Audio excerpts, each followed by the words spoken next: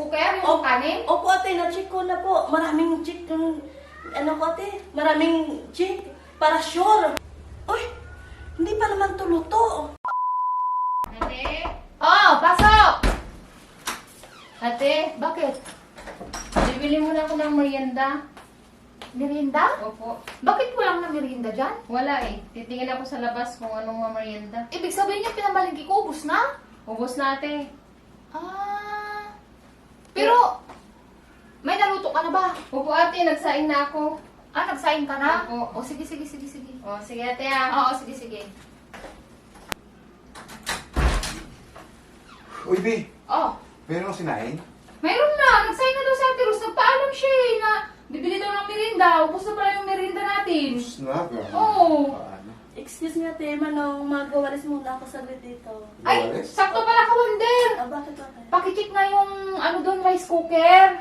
Kasi si Ate Rose nagpaalam. Opo ate. Ngayon, bibili daw siya ng merienda niya. Siguro may gusto siyang kainin. Opo. Ay, pasuyo na lang ha. Pakicheck ha. I-check ko ate. Oo, i-check mo. Ah, sige. Oo, sige.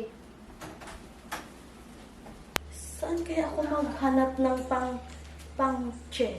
Doon sa rice cooker. Parang dito yata. Ah, sakto. Nandito. Dito. Balik ko muna itong walis.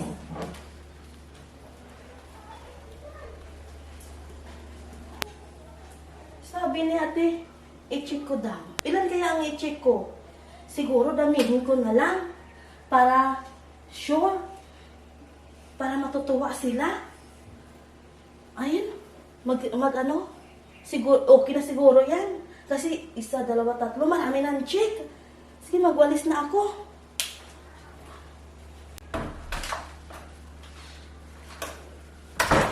Oh, Kawander. Ate.